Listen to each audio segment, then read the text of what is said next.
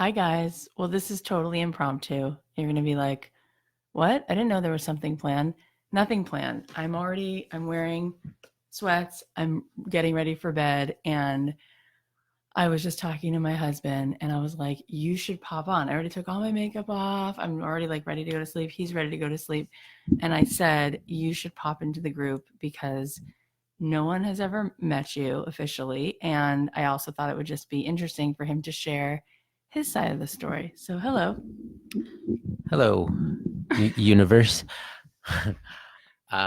So for those of you that have been following, the door is closing, or the gate. Is it a gate or a door? Yes, enrollment closes Enrollment. tomorrow. That's a better word. So enrollment closes tomorrow, and so just kind of wanted to just weigh in case anybody out there is on the fence or can't decide whether they want to make the time commitment and the financial commitment.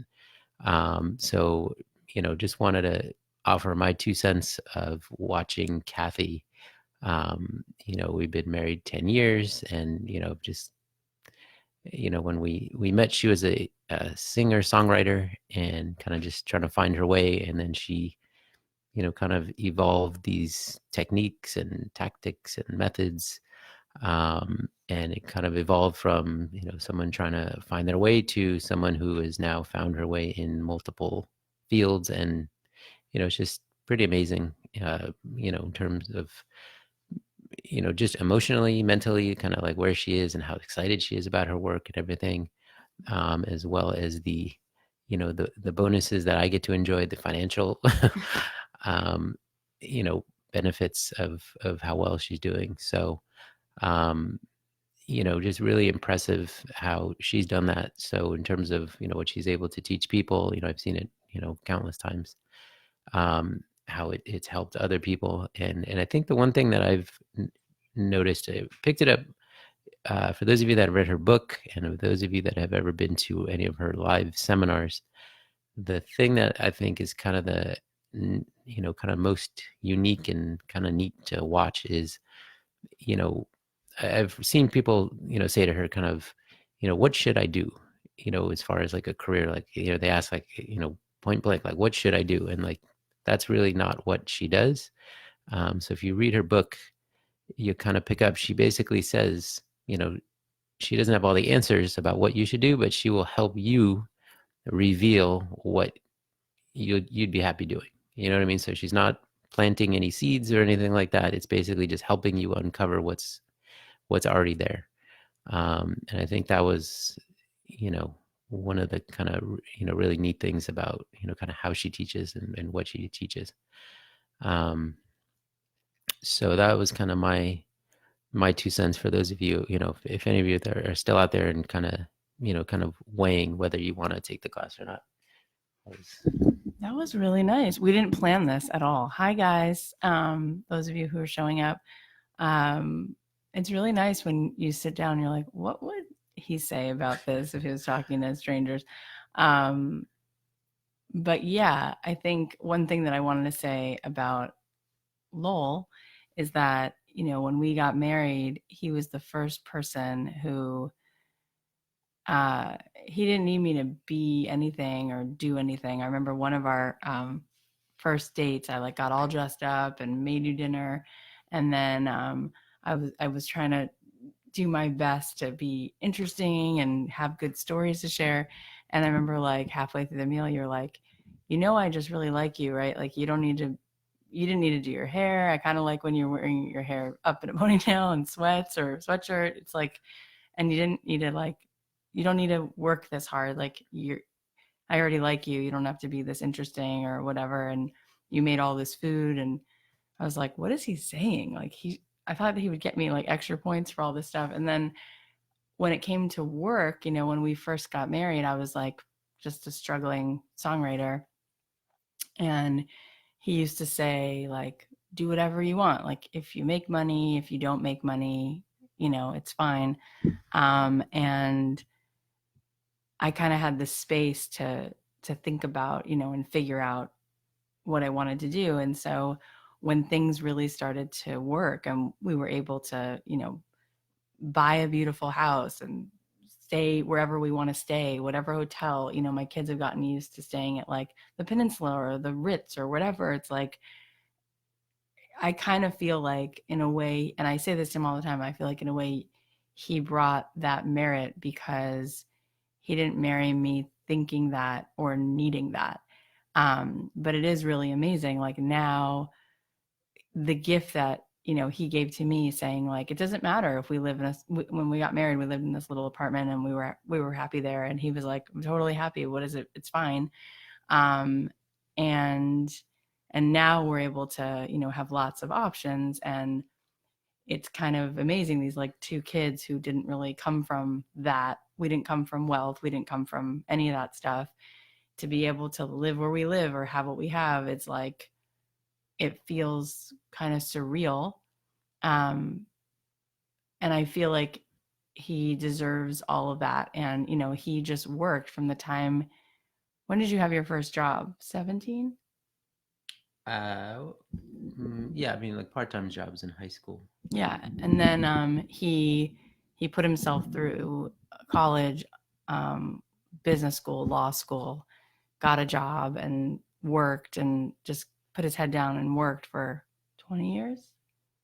And now, as you guys, some of you listen to the podcast, that he has made a change, and he's been able to take this time now to like explore what he really wants to do, because this crazy little side hustle that I started led to like 14 other side hustles, which led to him having the option. Like, I think for guys and women, I think men and women, we need a thing, because I think we need to wake up and feel like we get excited and we're passionate and our minds are solving problems about things that light us up. And especially I think for men, it's really important too, for them to feel like they have work in the world that they get to do. um, and so I think he's exploring what he wants to do, and who knows what's going to happen. He really wants to write for TV, and cool stuff has been happening with that. But just the fact that he gets to have this moment, I mean, we weren't thinking that this was coming, and you weren't thinking that you'd ever have that time to sort of explore that, were you? No, I think I think that's kind of kind of goes back to the idea of that it's kind of neat to watch. Again, if any of you have been to her live, I don't want to say stage show. It's not a stunt show or anything, but her live seminar where kind of an unsuspecting person in the audience starts talking about what they want to do, and they'll put it out there, and then Kathy will kind of talk through with them exactly what it is, kind of pushes and pulls and all this stuff, and then they kind of come out with oh yeah, I guess that is instead of what I just said 2 minutes ago, I see how that it's like not such a simple answer, it's like a more nuanced answer. So yeah, I think so, depending on where you are in your lives and kind of your upbringing, some of you probably engaged with these thoughts and discussions a lot before, some of you probably never have. And I'm in the camp of never really kind of went down that road. So um yeah, so I kind of have that flexibility now to do that. And even one other thing about Kathy is like she works really hard. She works in certain ways around the clock.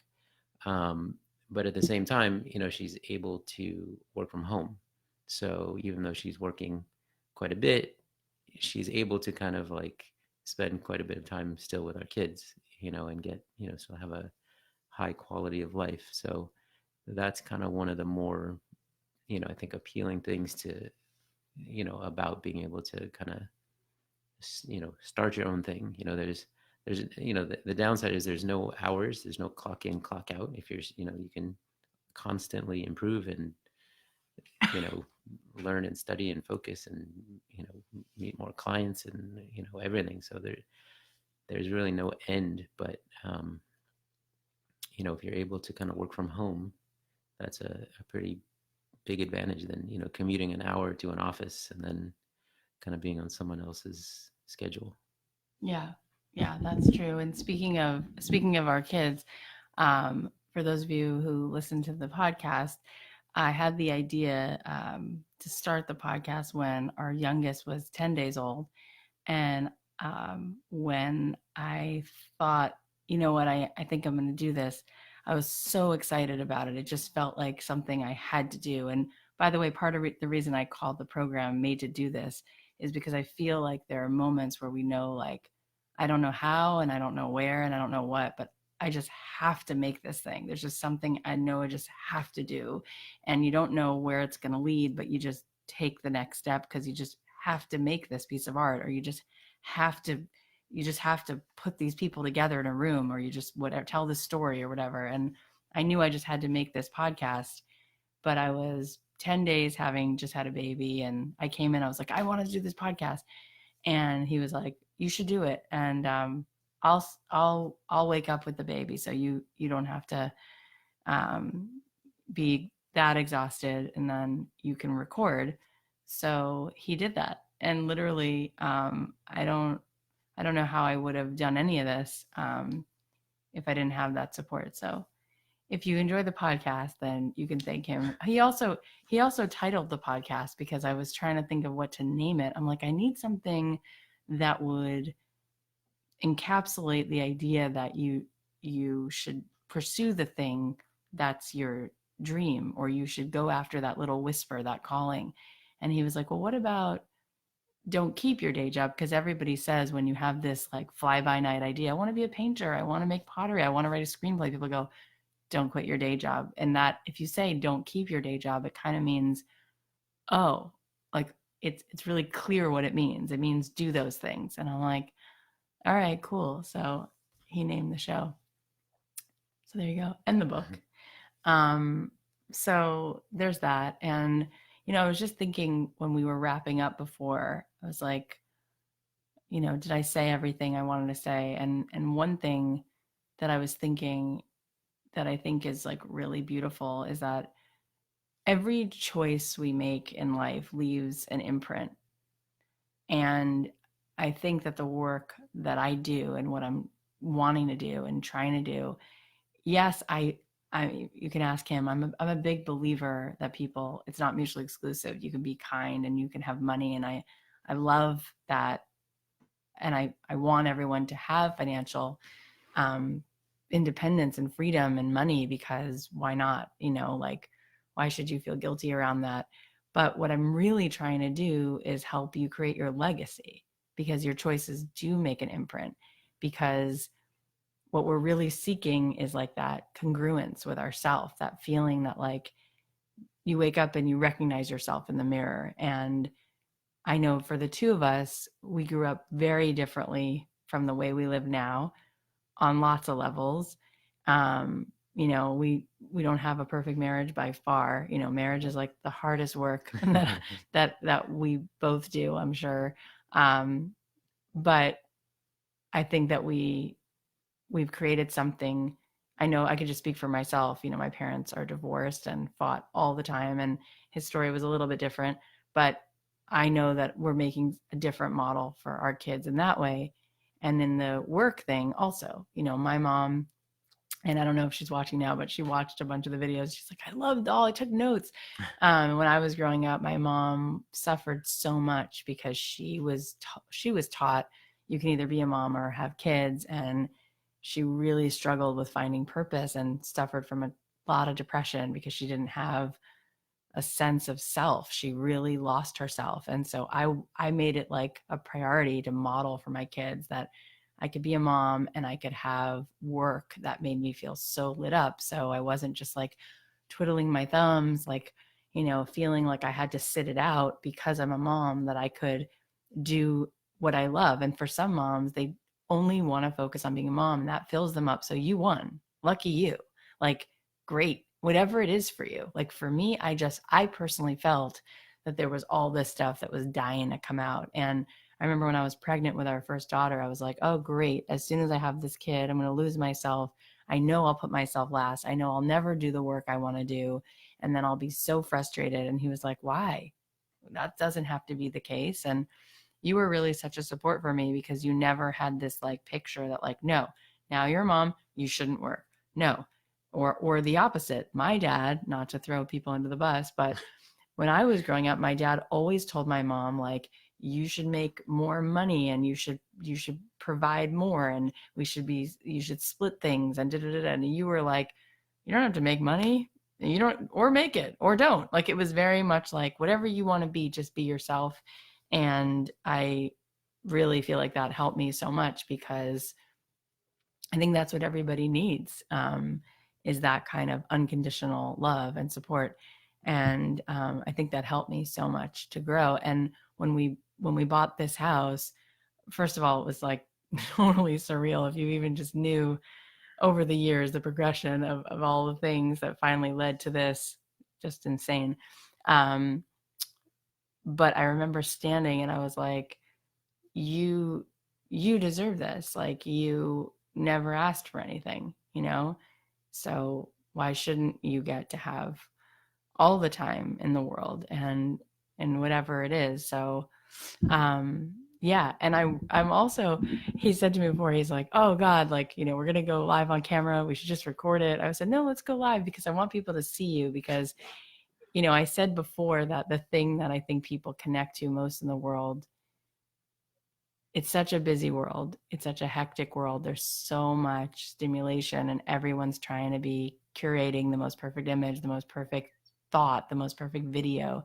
And once in a while, someone comes along and they're just very sincere. And that cuts through more than like a video with the montage, with the music. And so I said, no, just go on and be yourself. And I think people will appreciate that. So, um, any thoughts? Well, let me read the script. Oh no, there's no script. Exactly. No, but I guess just to touch on a few things you said. One thing about, that was, fortunate for Kathy. It was sort of before podcasting existed. That podcasting really created the perfect platform for Kathy, and so it was one of those like, hey, that it just happened at this time. So that was great, because before that she would kind of go one by one. Anyone who'd come over to our house, Oh, yeah. she would talk, someone out of a job.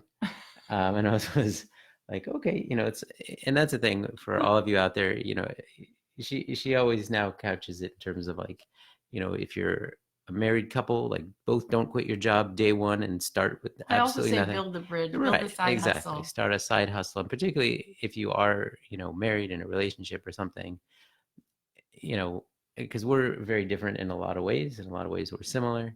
The Very ways that are different. similar, very few people know or understand. No, um, but it helps that if there's like a difference. So like she takes her approach, I take my approach, and they tend to complement each other. So kind of whatever your life circumstances, use it to your advantage. If you have a spouse who is kind of like by the book, plays by the rules, clocks in, clocks out, works for a company, that might give you a little more flexibility to kind of experiment and kind of find out what's out there.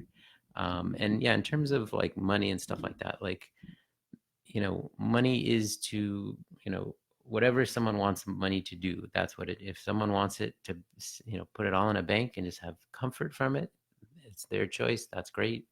If someone else just wants it to have the ability to buy their own freedom from going into an office, that's great too. And if someone wants to spend it all on lavish financial things, that's their business. But like if you think about like Bill Gates and Warren Buffett, two of the top five richest people in the world, um, and you see what good they've done with their money, it's crazy. They've given away billions and they're still in the top five. Like that's how much money they've amassed, and they use it to cure malaria and cure things. So yeah, there's we've had many discussions about there should be no stigma about trying to make money, if it just gives you options. Yeah, that's so beautiful. He always says that story because I guess Warren Buffett still drives the same car that he used to drive, and he eats breakfast at McDonald's every day for like $1.80 or whatever. And Yeah, if any of you have heard this story, Warren Buffett, again, top five richest people in the world, he's lived in the same house for like 50, 60 years, same wife, 50, 60 years. But every morning he decides one of three breakfasts that he's going to drive through McDonald's and get.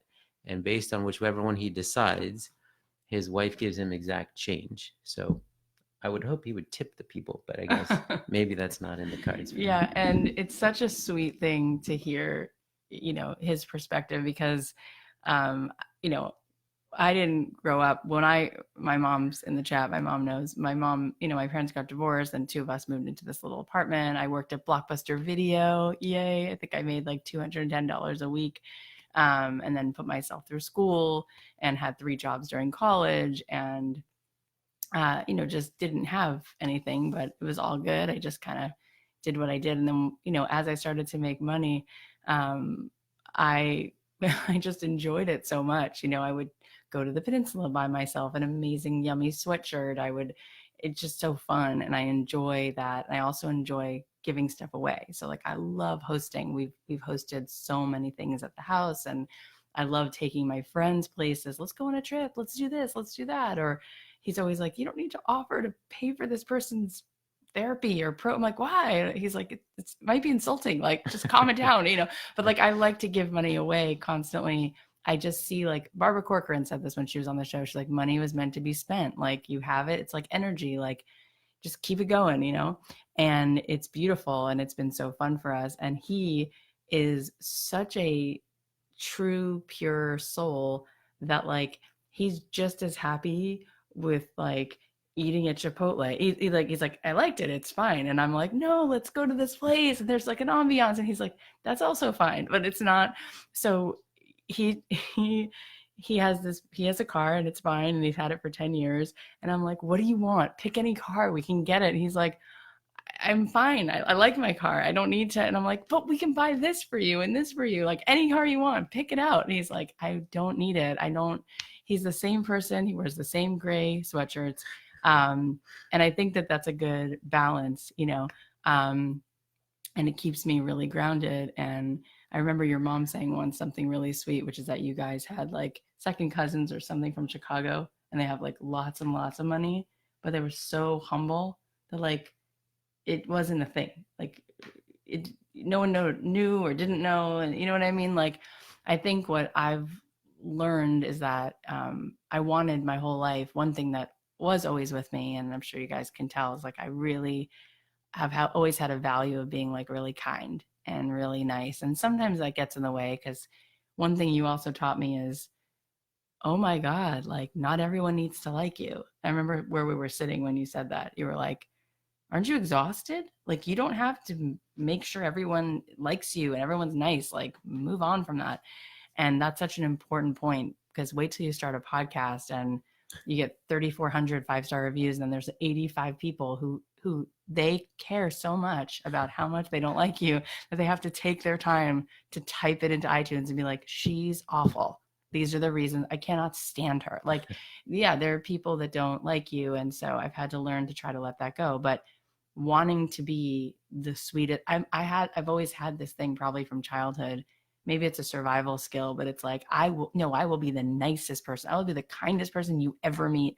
And so part of that, I think growing up and also being an artist, there was the sense of like, if I wind up having lots of money, will I be mean or greedy or less of an artist or less kind? But especially being married to you, it's the furthest thing from the truth. I feel like I've seen the opposite. Like what you just gave two great examples of Bill Gates and Warren Buffett. Not that we're, billionaires, but Howard Schultz was the same way. Just like he grew up in public housing, now he has money, and he gives everybody who works at Starbucks healthcare, and he just wants to be a good person. He's married to the same woman all these 48 years. Like, I don't think it's mutually exclusive, but I do think people don't realize what does happen when you have money, like the freedom to make choices. The fact that we can both take our kids to Disneyland in the middle of the week, the fact that I have the ability to be home, to be with the kids, and to be able to do as well as I'm doing financially, but I don't have to clock in an office. And I think one thing that you learned maybe that you could speak to is like you went the route of like, get a good job, work in corporate. And we're really seeing that that's changing so much that now our friends that are doing really well, those are not necessarily people in corporate. Those are the people who are either building their own brands, building their own business, working in real estate, like developing their own portfolios, right? Haven't you seen? I mean, because nobody would have believed that, like, me sitting here, like picking up the phone, calling ad agencies, trying to get songs into McDonald's, along the way, or starting a podcast, or breaking my teeth to figure out how to rent a theater and help other artists, like all the things that I've done, that was such a good investment. So if there's anyone in this program, whether it's man or a woman, and your spouse is saying, like, is that a really good use of your time? I just want you to know, like, for real, the amount of jobs that will not be there anymore 5-10 years from now because they're getting replaced by technology is a real deal. And creativity and passion, um, those are things that you can't have technology replace. And so we also live in a time where now everyone's on the other side of your smartphone. So if you can build a community of 25 humans or 103 humans, and you start to just connect and do your thing and offer your service or offer your product or offer your content to those people, you can form community, you can have buyers, you can have clients. And that's so much more in your control and so much more real than trying to chase corporate. I used to say to him when it was first starting, I'd be like, oh my God, look what I was just able to make. And like, you have to go sit in a corporate job for a year to do that. And I can do that like in 3 months. Isn't that crazy? And he was like, all right, let's see what happened. But then like it started to prove itself year after year. And he was like, oh, I guess what you're doing is for real. Like at first you were probably like, oh, I don't know if this is going to keep going, but then it did. Yeah, I mean, a lot of it is also like your personal makeup. I mean, I guess the huge advantage of working for yourself, again, in addition to the hours, is just the idea of, you know, you could have a client fire you, you could have customers leave you, but it's not the same as, if you were to get, fired from a job or something like that. So it tends to be a little more stable if you're able to kind of go in and create your own thing. And again, there's all kinds of different desires and makeups. I assume most of the people that are in this chat are at least interested in possibly doing their own thing, and I'm sure some of you are working for, big companies and may have great ideas of what you want to do. Others just know you just want to get out of there. And others, you are probably like, just thinking, if I get the right opportunity, then I would jump out. So it's totally understandable, that, people are different places and times in their lives. And so, again, I talked about before, if you're in a relationship and someone else is already making money one way or another, that gives you that extra, that extra flexibility. But yeah, if you have a passion and you know what you want to do, then it seems like, yeah, that it's, whether it's to start it as a side hustle or whatever, it seems like that definitely something you should, pursue in some way and kind of see where it goes. Because, like a lot of what Kathy says in her book and her podcast about, like, testing it out and see if it's a viable thing. Because you may have a passion and something you genuinely good at and you love doing it, but it's not really a business. And so that's something that's a good thing to test out before you quit your job and find that out and say, hey, you know what, this is something that's going to be a lifelong hobby of mine, but it's not going to be a career. Whereas if you test other things and, kind of like stress testing things and seeing if you're able to find, if you're able to get the match of, like, this is something I really want to do, and this is something that there's a market for and people want it, then Yeah. then you that's when you really have a good match. Yeah, and I said something that you said the other day because he went to Anderson. I told you guys that, at UCLA, which is one of the best business schools in the country. I think it's like top 13 in the country or something, right? I've lost track. Yeah, no, it's a really good business school. And the other day we were talking and he's like, well, I think what you're doing in a lot of ways is better than that, because when you go to get your MBA, it's like theory, right? Like you sit there and you talk about things from up here, but you're doing it. And when you're teaching people, you're like, go do this. And then they go into action and do it. And I thought that was like a really valuable point, because you went to business school, but I feel like you've learned more listening to the show or hearing the things I'm saying. You're like, oh, that is, yeah, that's more scrappy and like actually just going and doing it.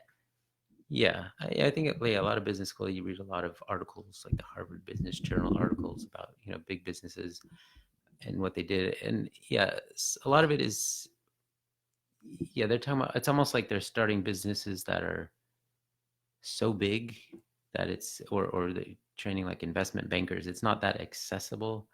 Whereas I think what Kathy teaches is a lot more of like, you know, I'm just a person and I have a hobby that I want to see if that's something, and again, if you're able to take a hobby or a passion and turn it into, even if it's a very small business and it never, you know, becomes like a huge thing, but you're able to make that your day job. I mean, that's a huge thing in that, Yeah.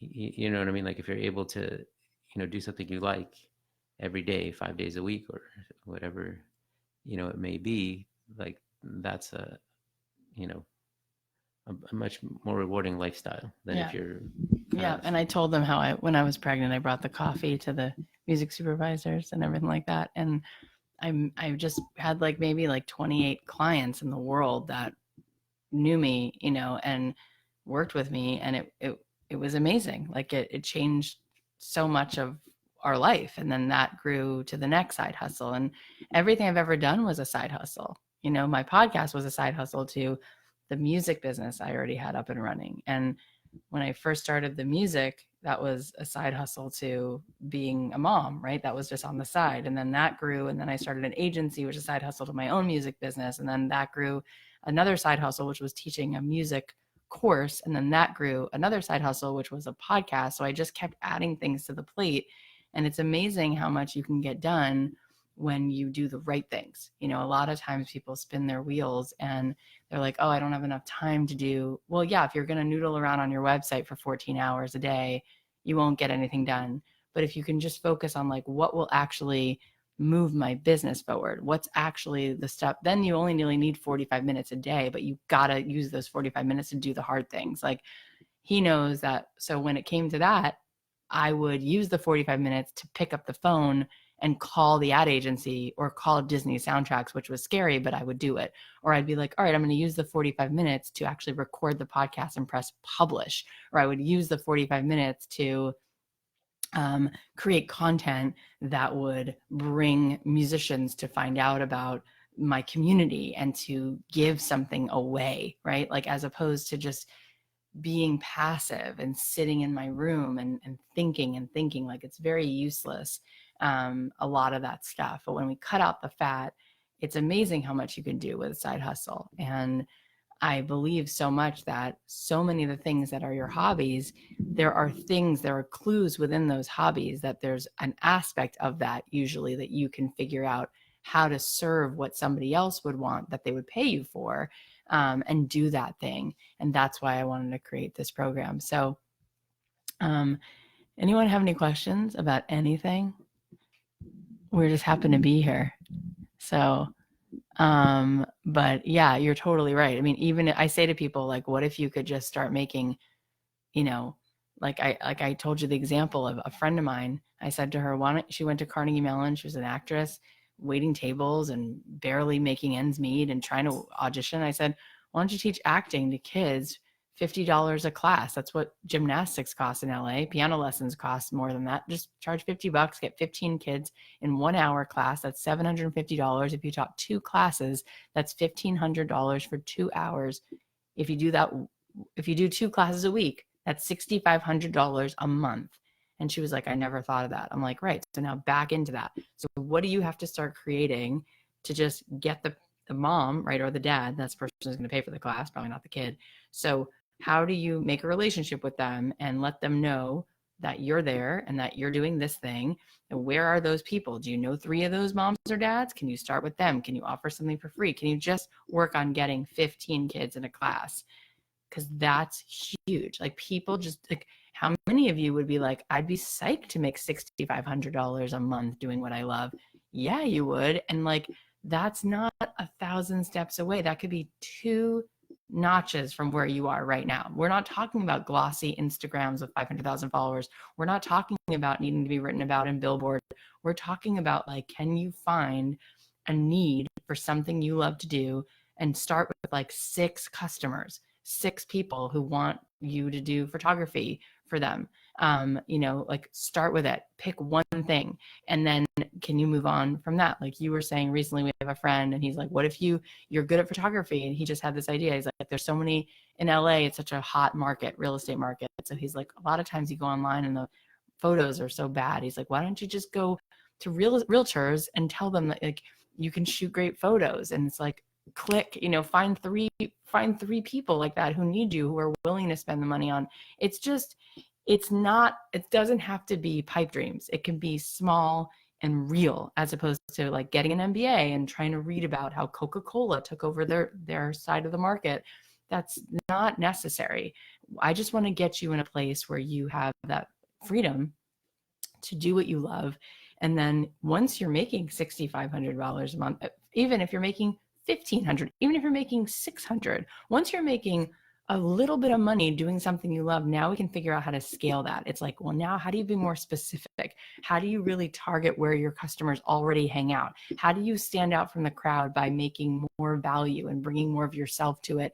And there's so much that you can do then to really grow this thing. So that's the stuff that we're going to be working on in the program, and I can't wait.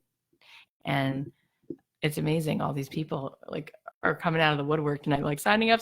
So we have a lot of limited space left. We have very limited space left. Tom said, how's the comedy writing going? Well, Tom, thank you for asking.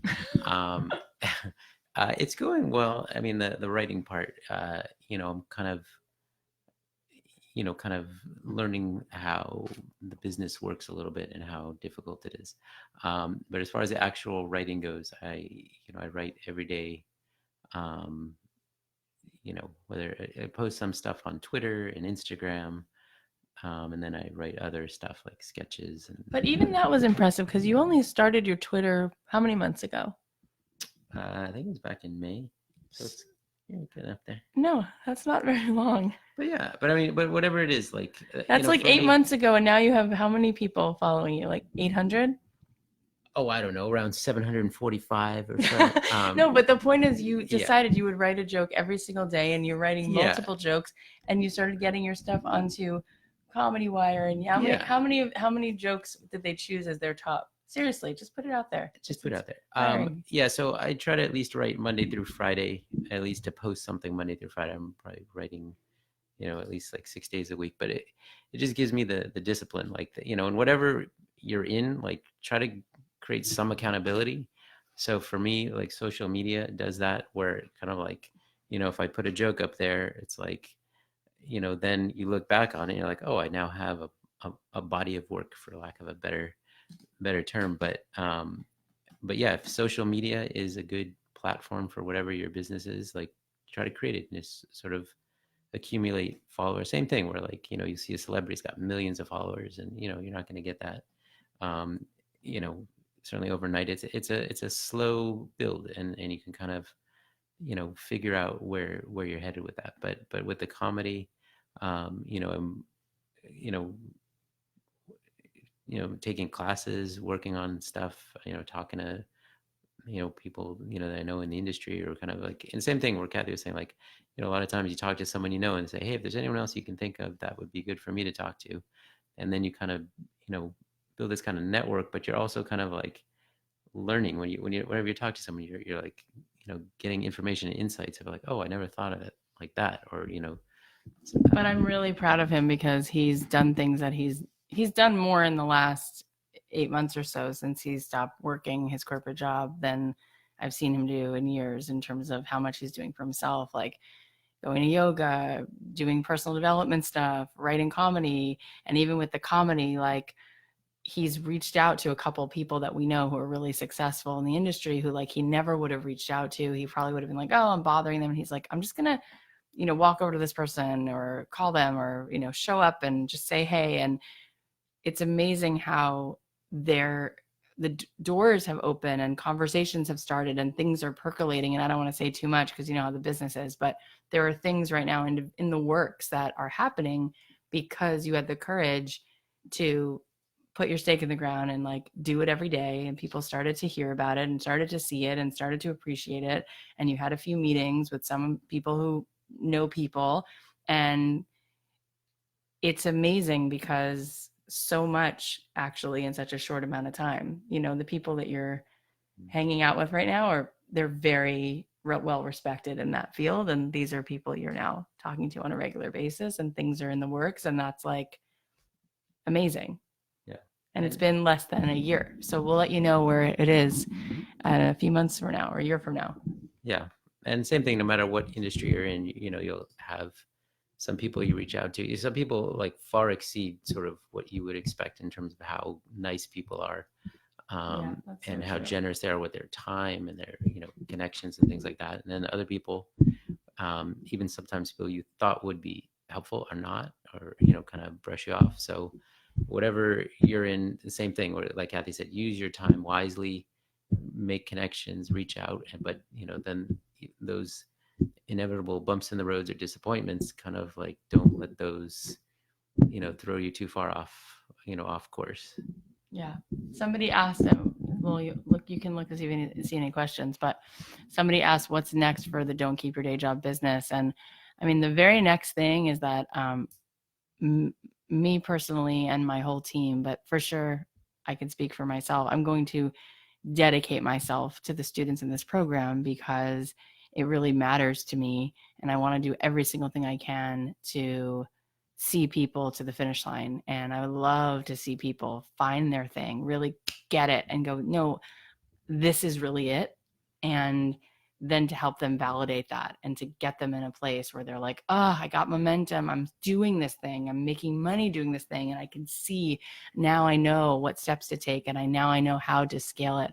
That would be awesome. The other thing that we're doing is more.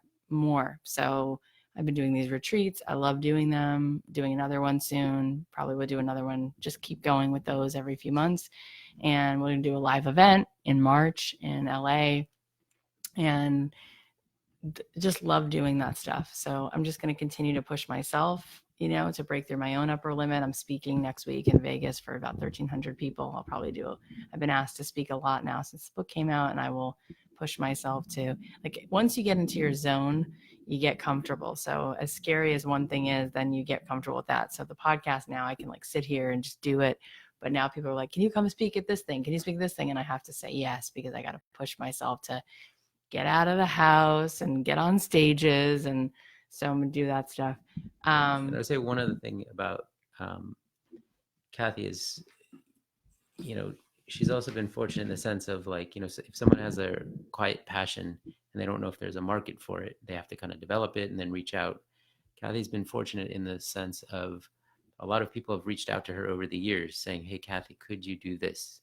Could you license my music for me? She had multiple people ask her that. So that sort of led to that side of her business. Then she had multiple people saying, hey, can you meet with me and teach me how to write music? Can you teach me how to write music for TV? So again, sort of the market came to her. So with that, not to say that she's going to be able to do everything that everyone asks, but if there are things like other courses or things like that, that's kind of how her That's true. world has And evolved. that's by the way, how this Made to Do This program happened, because I kid you not that every single day in my DMs on Instagram, there's 16 people saying, can I hire you to be my coach? Do you do private sessions? And with the life that we have with 3 kids and a podcast and the amount of work that I already have on my plate, because I already shared all the side hustles, right? That all now are one big thing that I do, from the music to the course, my music program, which is alive and well, to the show, to the live events, to speaking and the kids. It's impossible. Like if I answered every person who wanted me to do a private session, I wouldn't even shower. Like I wouldn't leave the computer. So also it would be economically insane, like people wouldn't be able to afford what it would cost to work with me now privately one-on-one, just because my time You're talking about a mom of 3 who has to get everything she has to get done before 3. So the point is that I created this program because there was such a need, but we decided to do it in a really generous way. As I said before, instead of creating an online course and just saying, yeah, I'm just going to record videos that are awesome, I'll put every piece of information in it that people need, and I can sell it to thousands of people and they can watch it on their own time. We said, no, let's limit it to a small group. And so I can really show up and coach you. And I'm really excited because I do feel like there is a hole in the market that I want to fill. I want to fix it. I know a lot of people got to a point where they're like, I signed up for this online course and that online course, and I got tons of information and I filled books with information, but like I didn't get results because it's not information. You know, you have cookbooks in your kitchen. Can you cook like Martha Stewart or Jessica Seinfeld? No, you need implementation. You need someone to stand there and to help you do the work and to help you tease it out. That's what you need a coach and a mentor and a teacher for. You need somebody who's been there. And, you know, I saw Gary Vee talking to this woman and she's like, I want to be an entrepreneur. And he's like, so what are you doing right now? She's like, I'm applying to business school. He's like, don't apply to business school if you want to be an entrepreneur. Like, find any entrepreneur that you know and get as close to that person as possible. Like, offer to hang out with them and shoot video for them, or just to be with them on the road, and whatever you can do, like just soak it up, just spend time, because success leaves clues. And you sit with someone, I mean, it's just amazing how much time you can save, how much you can imagine. If you're trying to start a podcast, let's say, and you're just doing it and you're reading information, but then you have the opportunity to go sit with someone who has a podcast, who already has millions of downloads, and the person can say, oh, what I figured out on my own time, on my own effort in year 1 or 2 or 4, I figured out I had to do this. So just do that now. And you're like, oh, thank you so much. That helps so much. Right. It's the same thing with anything. So I'm grateful now that I've been able to take what I've learned and give it to other people, so that you can cut out 10 years of your life. You can, and it's not just the financial piece or the business strategy piece. It really has so much to do with how you believe in yourself, because when we show up for something, that's what people feel. And so I really want people to do the personal development work as well. And I want to hold space for that. So I'm really excited to dive in to all of that. And I thought we were going to pop on for literally 2 minutes. So, but there's a question that keeps coming up. And she says, Kathy, do you ever feel nervous when you started your talks? Do you sometimes go like, oh my God, I can't believe I can do this? Yeah, I have those moments constantly, all the time. In fact, every time I'm about to go speak, I'm like, what if I don't know what I'm going to say? What if I can't fill the time? And he's always like, right, exactly. But it somehow works out. But my very first podcast, I couldn't stand it. I remember telling you to take the kids out, and I recorded it like 8 times, and I lost my voice. Remember you went to Minnesota? And I had to get like a steroid injection because my throat was so swollen, and I was like, oh, I can't do the podcast anymore. I have no throat. I have no voice. I called Emma and I was like, I can't do it. Forget it. It was all just anxiety. It was all stress because I had so much self-doubt, and I was so low on my confidence, and I thought, this sounds horrible. And then I just made a decision. You know what? I think I'm going to do the show, but I'm going to do it messy. I'm going to make it mediocre, because if I can just let myself make a mediocre episode and then another mediocre episode, eventually it'll get good. But I went back and heard the first one the other day, and I was like cringing because I haven't heard it in 3 years, but I actually liked it. I was like, oh, this is sweet. I was like, oh, good. She said that. Oh, good. But of course, I think it's improved. It's improved since then. But yeah, I totally suffer from that all the time. Oh my gosh, Michelle Hirsch and Pammy are here. Michelle, you actually said something today on your Instagram, and I mentioned it before in my live session. I mentioned that DIY craft bar that you posted. I was like, what a cool business. I was like, I don't know who this woman is, but I'm going to check it out. And of course, I learn all my cool things from you. And Michelle is such a great example of somebody who's completely stood out in her field.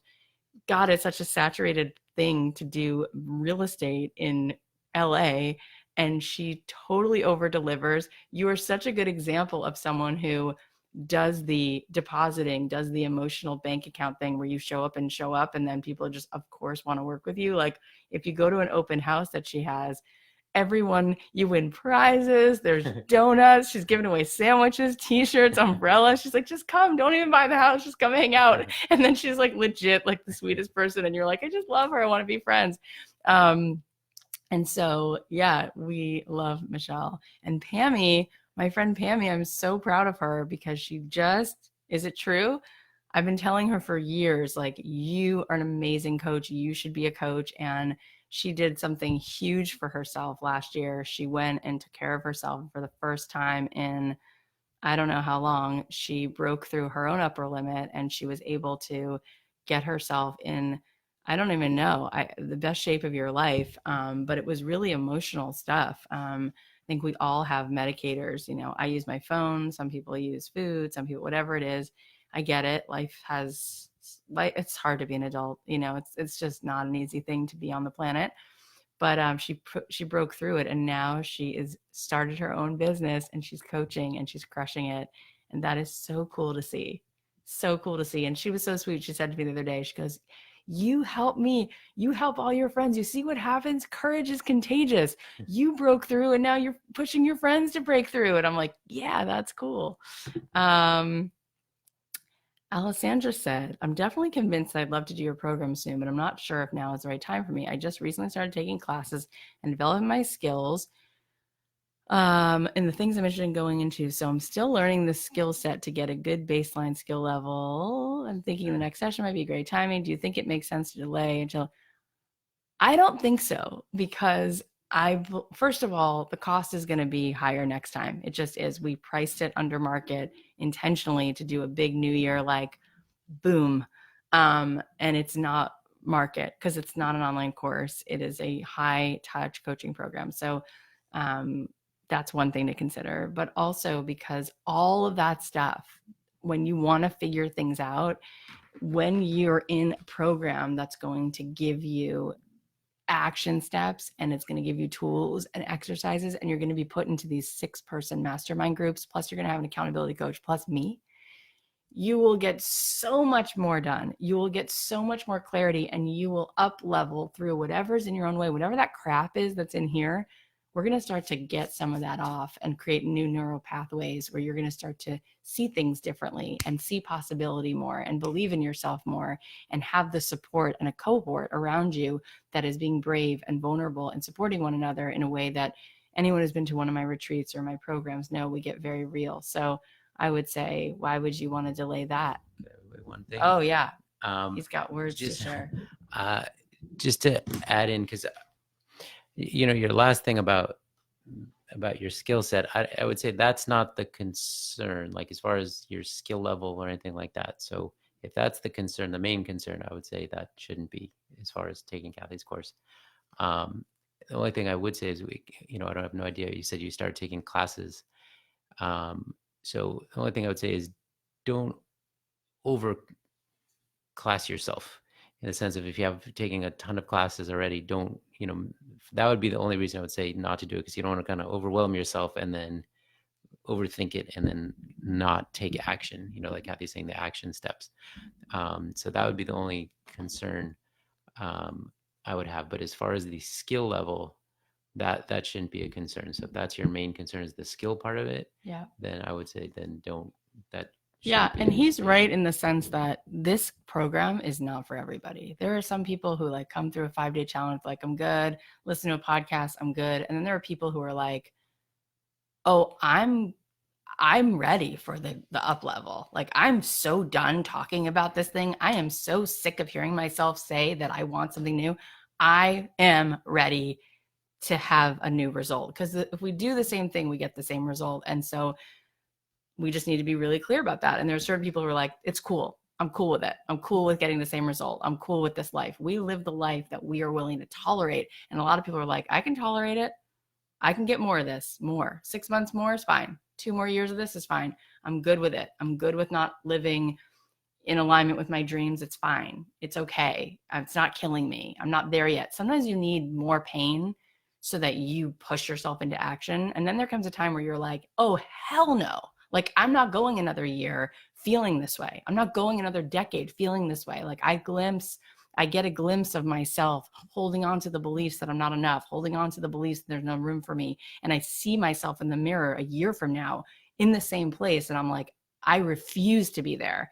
Well, why am I saying then he's right? Because if that's you, then you have to take action. So I don't want, the reason I don't want thousands of people in the program is because I want to create a really tight group of humans who are going to take action, because then we all wind up being generous to each other, because that the whole becomes greater than the sum of the parts.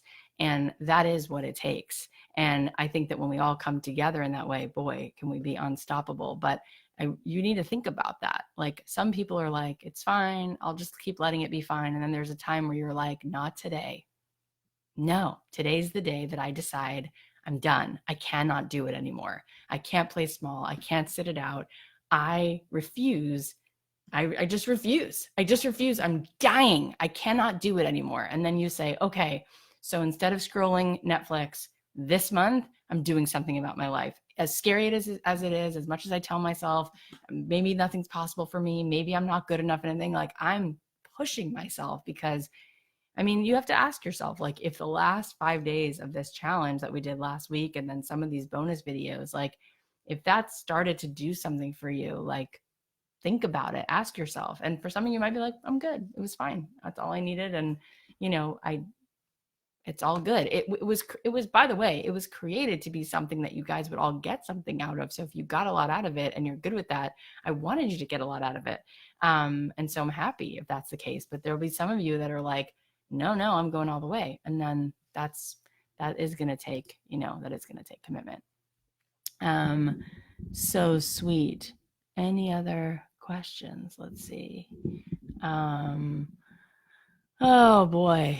Well, yeah, we're just sort of chatting. Oh my God, Michelle says, wife, husband, team, you two are just so great.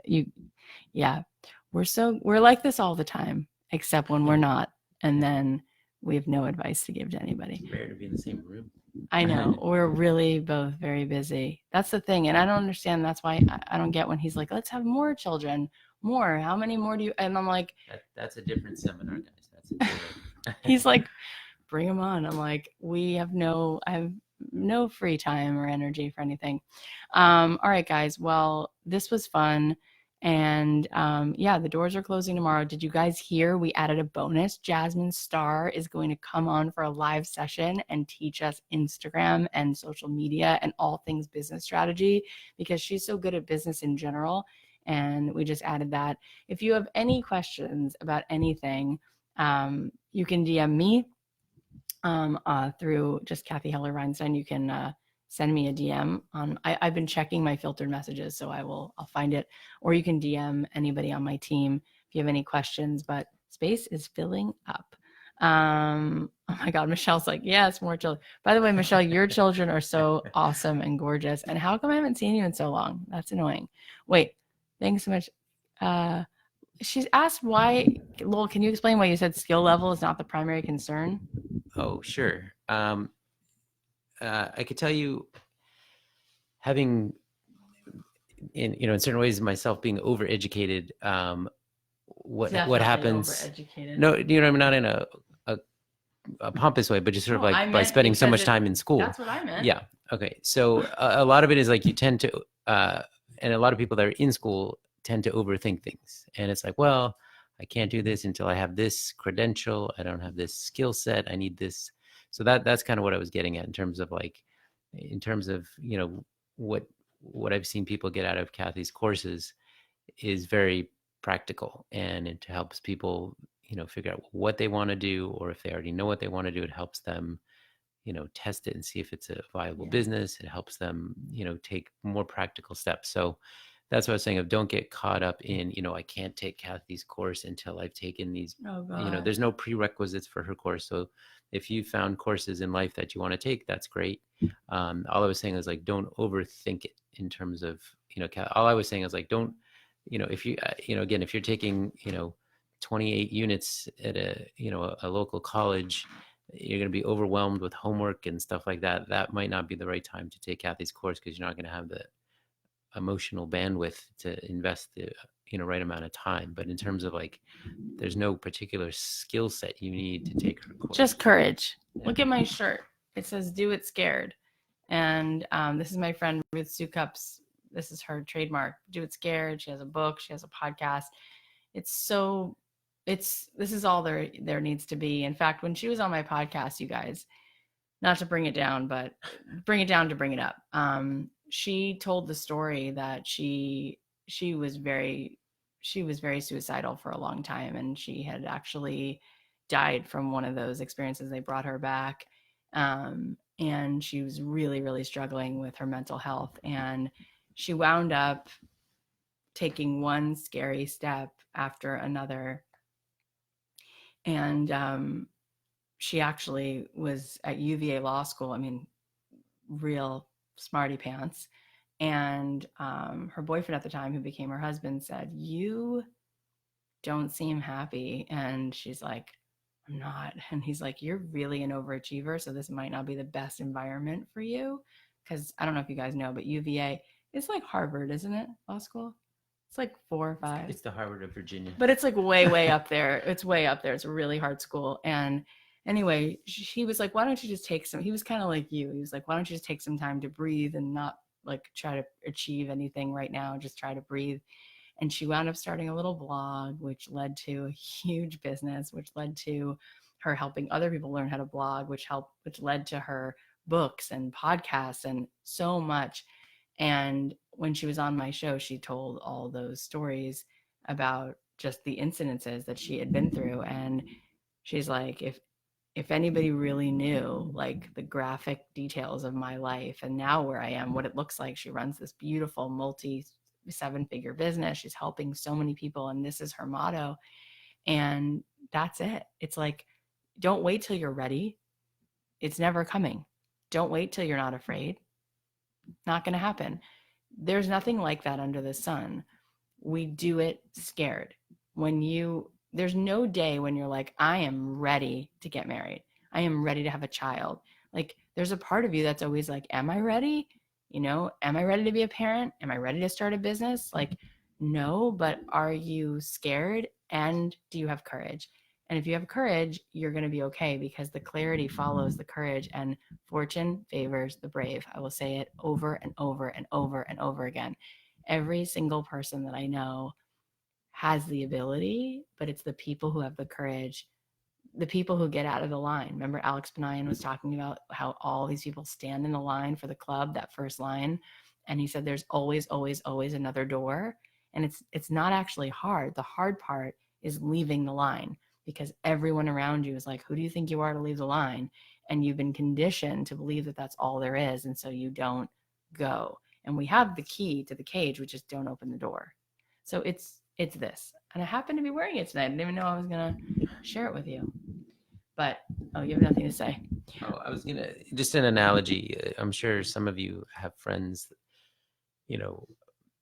same thing, whether it's marriage or having a kid, and someone says, well, we're not ready to have a kid because we don't know, so we want to test it. We're going to get a plant. We get a plant, and then they pass that. They're like, okay, now we got to get a fish. And then then they got to get a dog and a cat, so it's like that same thing. Like, there's never a perfect time to, to do all these big things in life. And same thing with, changing your career. There's never going to be the exact perfect time of like, there's always stuff in life happening. Obviously, if there's too much going on, it's not the right time to do it. But, just know for yourself, there's never going to be sort of like a very 100% like, okay, now's the perfect time to do it. So that's why, unless you're, going through a big, life crisis or something very unusual, whenever if you're on this chat or you're in Kathy's course, it probably means you're emotionally ready to kind of take that jump. Yeah, I think that's true. And how many of you like Sarah Bareilles? I don't know how many of you listen to her music, but she's so amazing.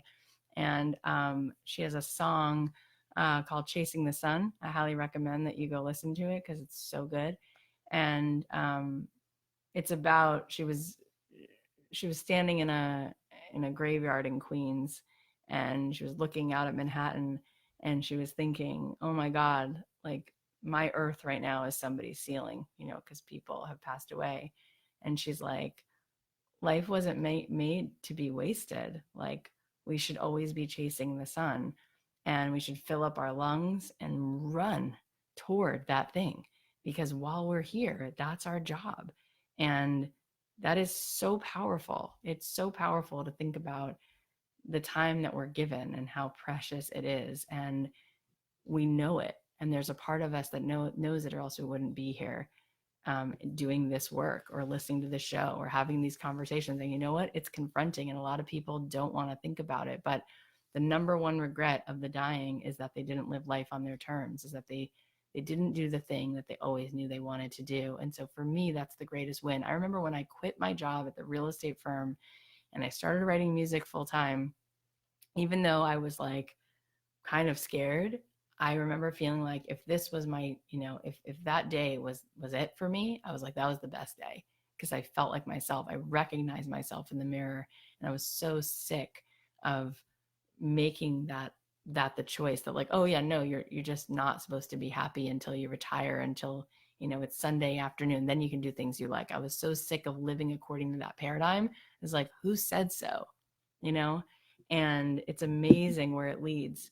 But I believe that when we take a step and we're courageous, each step of courage like that is equal to like 10 steps. And so many things come, the synchronicity comes, and then you get led to where you're really meant to be. And I've seen that just happen to me and to so many other people. But in any case, the doors are closing tomorrow. If you guys want to join me, it's going to be an amazing 90 days. And I do feel like, and I hope you'll start to feel this way too, about what you provide, your coaching, your business, the things you make, the ice cream you're going to make, whatever you're going to do. I hope that you get to a point where you feel like the opposite when you tell people about it. I feel not that you're a burden, but that you feel like, how could I not? Because it's so valuable. It's like, I should do my job, right? When Daniel Pink was on the podcast, he said, if you know that the thing that you do can benefit someone else, you are morally obligated to do everything you can to make sure that you put it out there.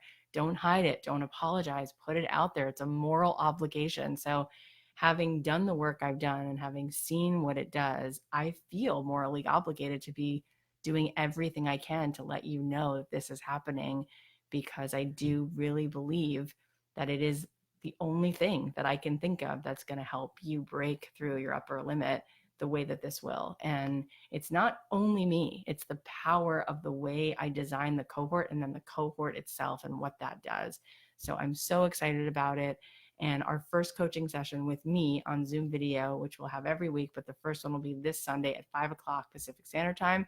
I cannot wait. So you guys have an amazing night. Go listen to that song, Chasing the Sun. It's so good. Thanks for coming on. Of course. Oh, yeah. I was in the neighborhood. Yeah, exactly. I was in the neighborhood. All right, guys. Have a good evening. Thanks, everyone.